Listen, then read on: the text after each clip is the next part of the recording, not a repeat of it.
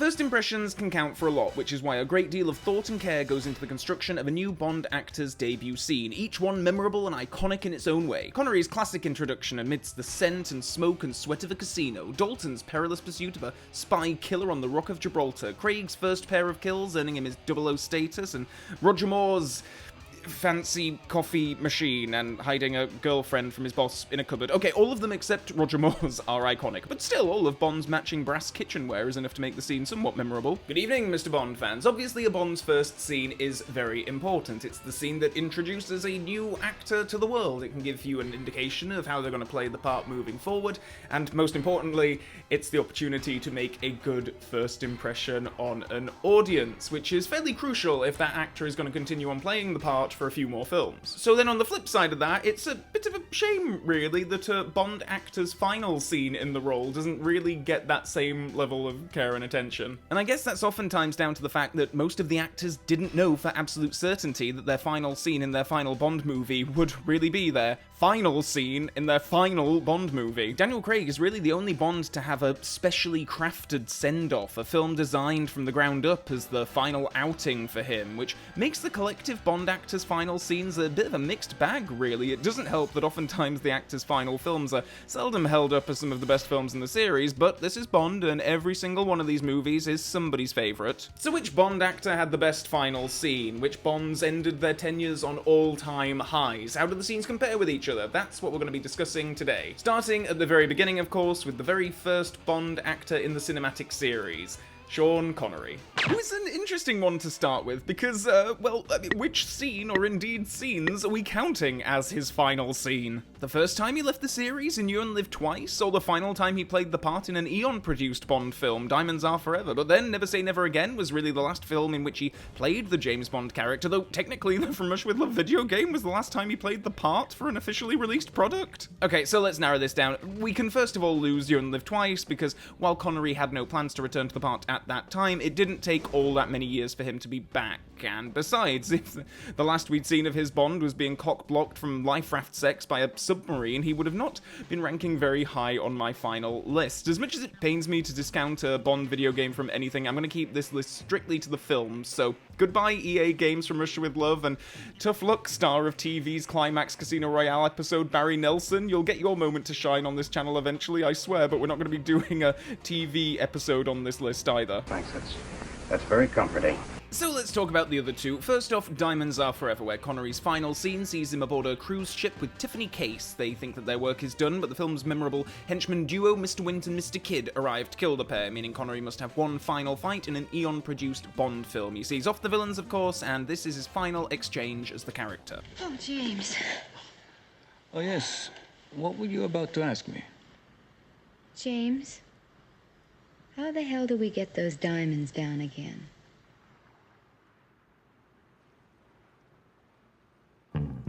Diamonds are... As a final scene, I actually like this an awful lot. I like that there's a bit of action, bit of humour, Connery is on fine form, and I really like this final shot of him sharing a joke with Tiffany, looking up at the sky with a wry smile. It's far from being the actor's best scene ever as the character, of course, but still, I think it's a fine ending to the film, and watching this scene in isolation, it's just a nice little fun scene. I never know whether I should or shouldn't count the two non-Eon-produced Bond films on lists like this, but hey, Never Say Never Again happened, and it's not a film that I have an awful lot of love for, but whether I like it or not, it is Connery's final appearance as James Bond in a feature film, so it'd feel wrong to at least not touch on it here. And the final scene of the film has Bond relaxing at some villa with Domino, the Bond girl, and there's a bit of suspense where it seems like their piece is being rumbled, only for it all to be a big old misdirect, and it's just Mr. Bean there to try and persuade Bond to come back to the Secret Service once again before Connery breaks the fourth wall, winks at the camera, and fades to black, embedded within a 007 logo.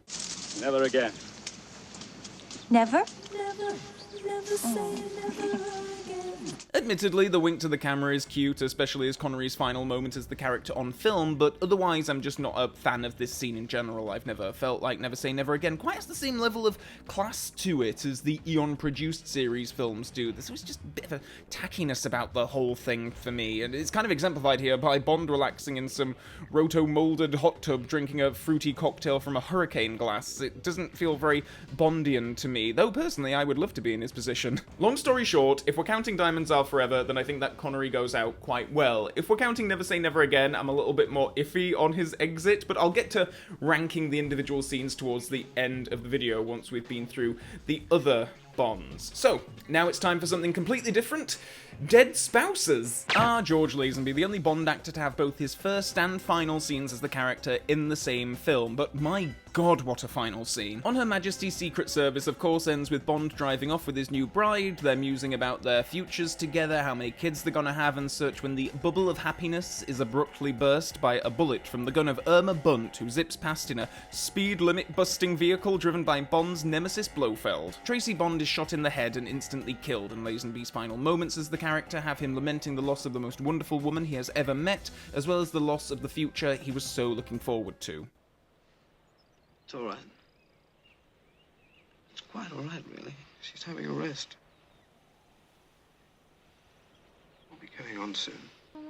There's no hurry, you see. We have all the time in the world.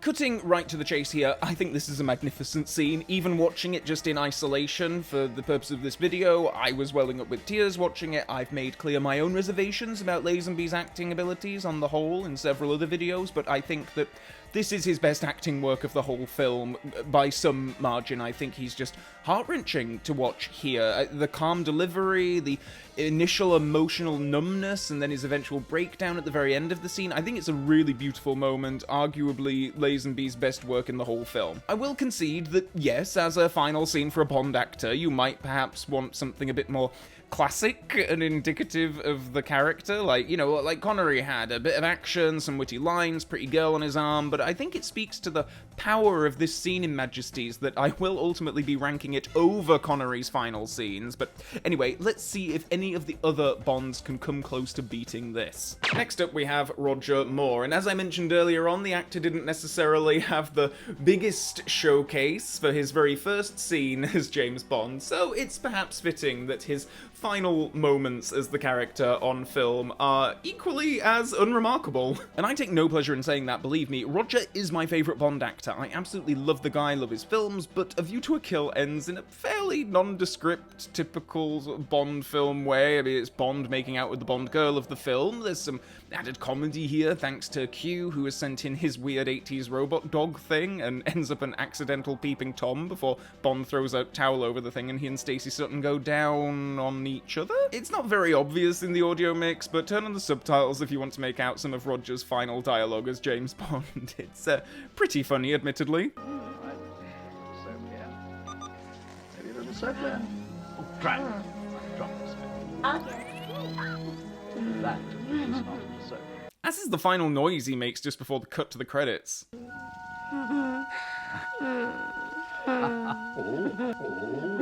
So Roger goes out getting his hog cranked for him in the shower. As the more comedically leading Bond, it feels appropriate, if nonetheless a little lacking in finality. Most of his films end with him kissing the Bond girl of the film, and with this being his last ever, I wouldn't have minded something a bit more. I mean, maybe I wouldn't have even minded a Connery-esque wink to the camera at the very end. As the final scene of A View to a Kill, I'm okay with it. As the final scene of my favourite Bond actor, I'm a little less enamoured.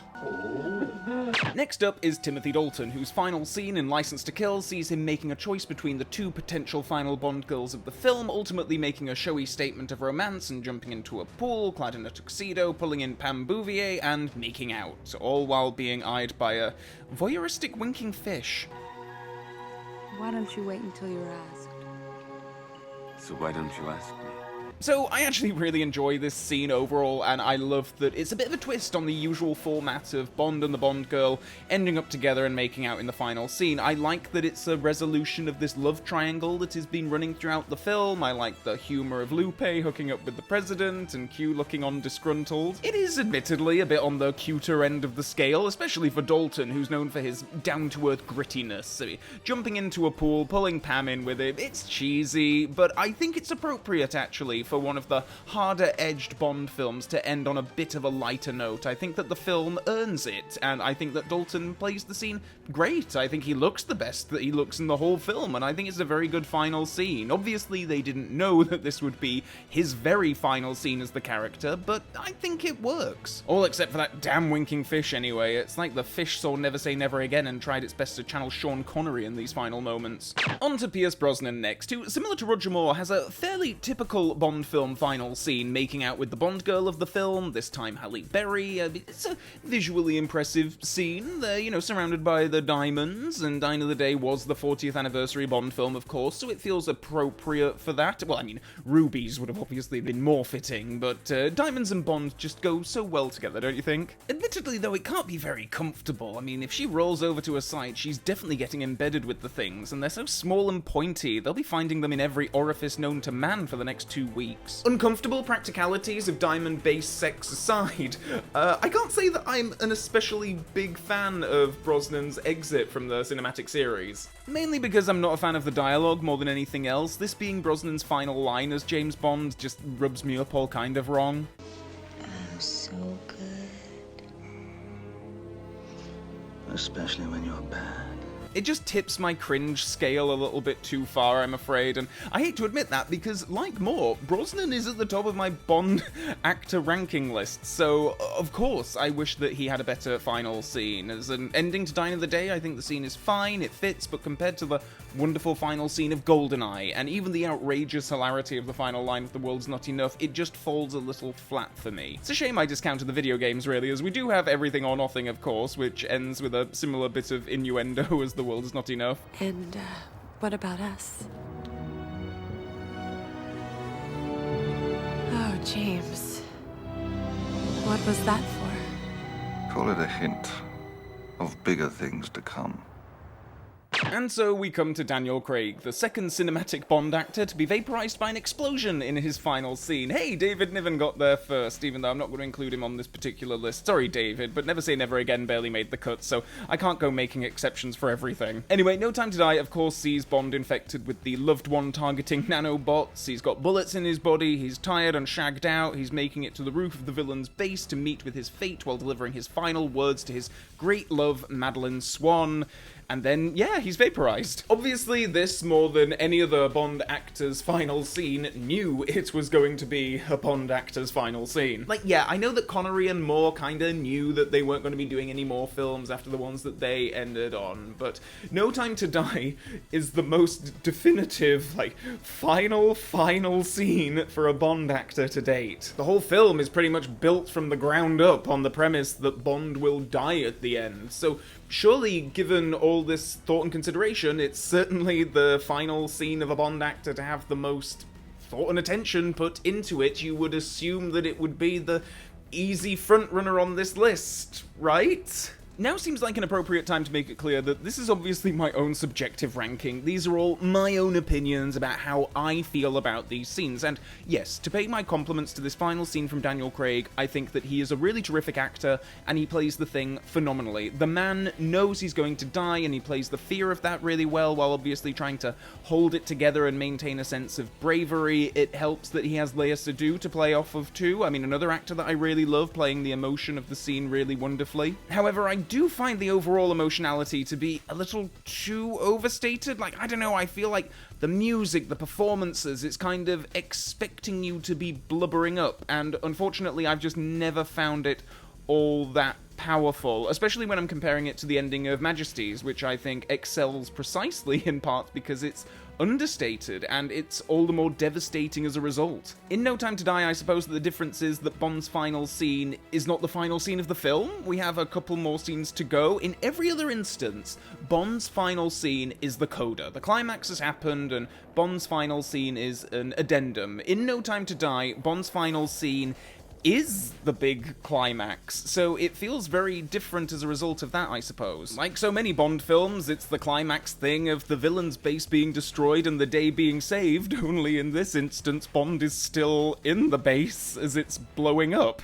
I've made it very clear on this channel many times in the past that I have an awful lot of conflicting feelings when it comes to No Time to Die, and this can also be said for the very final scene. Even watching it in isolation and detached from the rest of the film, I'm conflicted. I think all of the individual components are really great. The actors are phenomenal, I think it's beautifully photographed, the music is big and swelling, but ultimately as a final send-off for Craig's Bond, a Bond that I do like a lot. Casino Royale and Skyfall are a couple of my favourite films in this whole series, thanks in no small part to Craig himself, and the fact that his final hurrah as the character is being blown to smithereens in a sequence that does nothing to elicit any stirring emotions within me means that ultimately the scene just falls a bit flat for me personally, even though on a technical level I can appreciate all of the elements in play really excelling at what they're doing. I guess when it comes to ranking the films where Bond is blown up at the end, it wins that poll, but I can't say that it's going to be too high up on my rankings overall when we include endings where Bond isn't dead by the time the credits roll. And speaking of rankings, it's time that we did just that, and I'm gonna start with my very favourite, which is George Lazenby, which is a sentence that I don't say all that often. I'm ranking these by which Bond actor I think has the best final scene, and On Her Majesty's Secret Service is the clear winner for me. Lazenby's best acting work in the whole film, I think. A beautifully done scene, hits me in the feels every time. A pretty easy choice for me, to be honest, for On Her Majesty's Secret Service to be at the top of this ranking. In second place, I'm gonna put License to Kill. I really enjoy that scene, the resolution of the love triangle. I think Dalton plays it great. I think that it's a lovely final scene for the actor. In third, it's Diamonds Are Forever. I think that this is a very nice scene too, nice mix of action, humour, and signature Connery charm. Now is where things start to get a bit tricky for me. If I'm being honest, there isn't much separating these next few films, so in terms of the ranking working my way down again, I guess I would go A View to a Kill is in fourth, Die Another Day is in fifth, Never Say Never Again is in sixth if we're counting it, and then that puts No Time to Die dead last. I hope that isn't too controversial a choice, but yeah, I mean, you know, I could appreciate the ending for that film as from the technical merits, the acting and all, but I just don't feel it. I don't feel anything watching it, and at least with the others I get a chuckle or a wry smirk or something.